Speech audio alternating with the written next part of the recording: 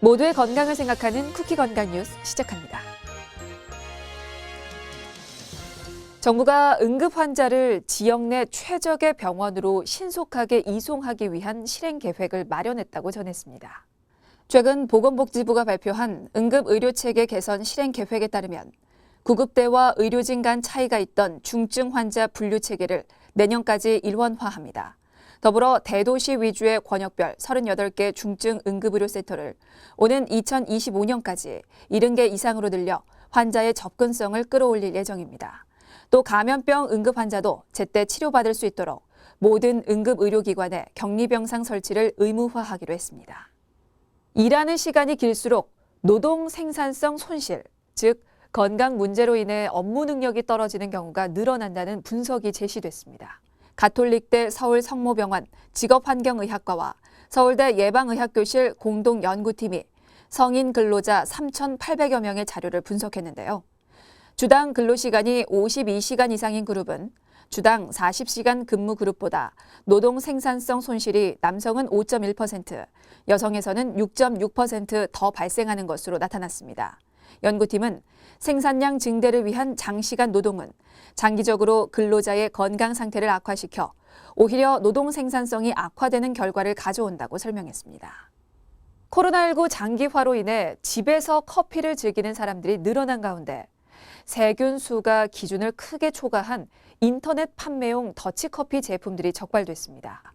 식품의약품안전처는 최근 인터넷 쇼핑몰에서 판매되는 39개 더치커피 제품을 검사한 결과 7개 제품에서 세균 수가 기준치를 초과했고 이들 제품을 판매 중단 및 폐기 조치했다고 전했습니다. 식약처에 따르면 적발된 제품들 모두 세균 수가 최대 허용 기준치를 넘어섰고 일부 제품에서는 기준치의 14,000배에 달하는 세균이 검출됐습니다.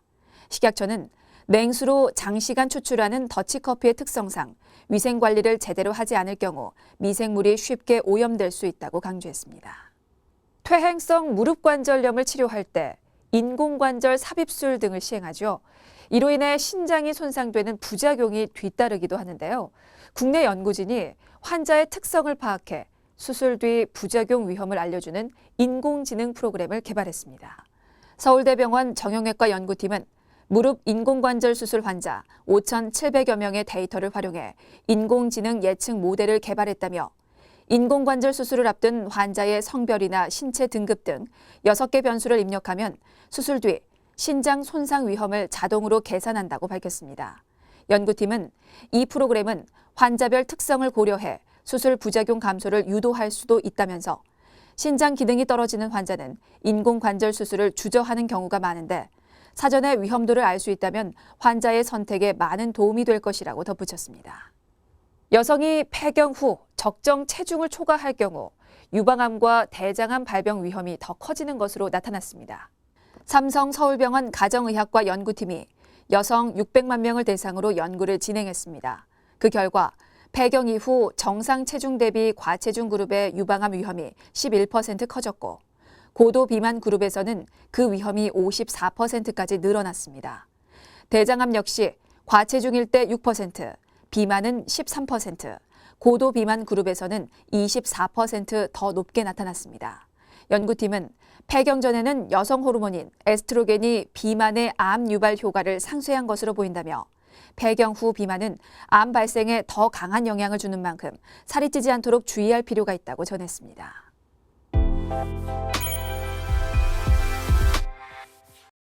3월 새학기 입학과 개학을 앞두고 올 신학기에는 학교에 갈 수 있다는 기대감이 커지는 반면에 지난해에 이어 올해도 코로나19 여파로 신입생들의 안전에 대한 학부모 우려가 큰 상황이죠.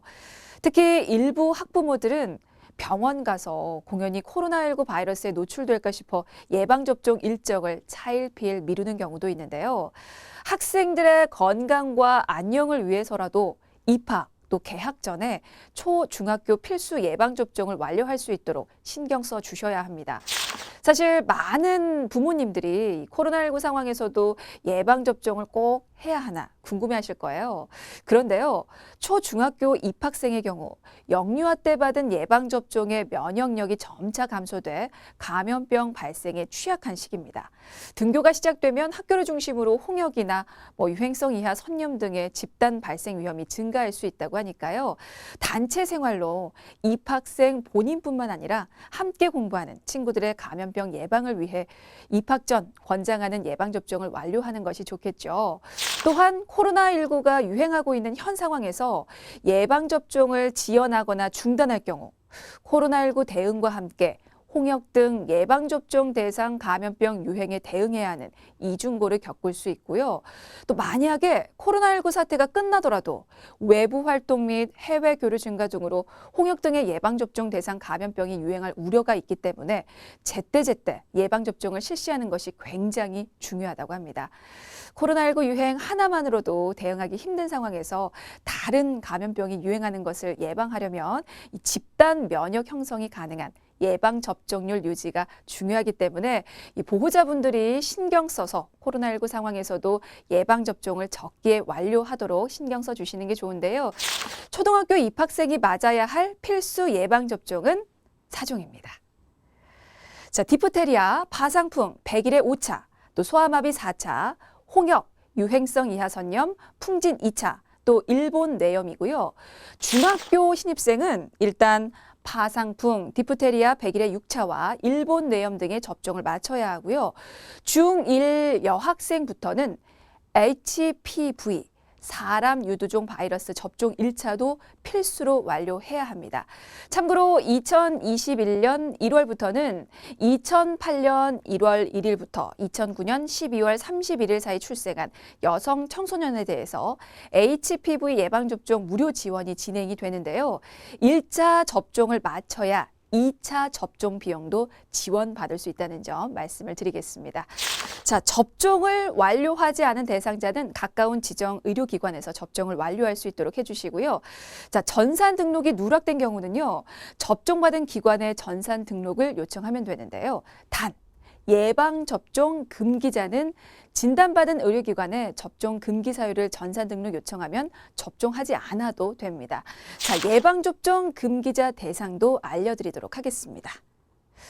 자, 먼저 과거 백신 접종 후 심한 알레르기 반응이 발생했거나 과거 100일의 백신 성분 포함 백신 접종 7일 이내 뇌증이 발생했던 경우, 또 면역 결핍자 또는 면역 억제제 사용자가 예방접종 금기자에 해당이 됩니다.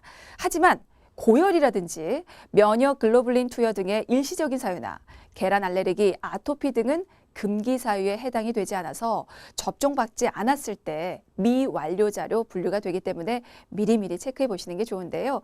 혹시나 초중학교 입학을 앞두고 있는 자녀의 예방접종 완료 여부가 가물가물한 부모가 계시다면 예방접종 도우미 누리집 또는 예방접종 도우미 이동통신 앱, 또 예방접종 받은 의료기관 또는 보건소에서 예방접종 내역을 확인할 수 있으니까요. 완료 여부를 미리미리 꼭 확인해 보시기 바라겠습니다. 이상 건강톡톡이었습니다.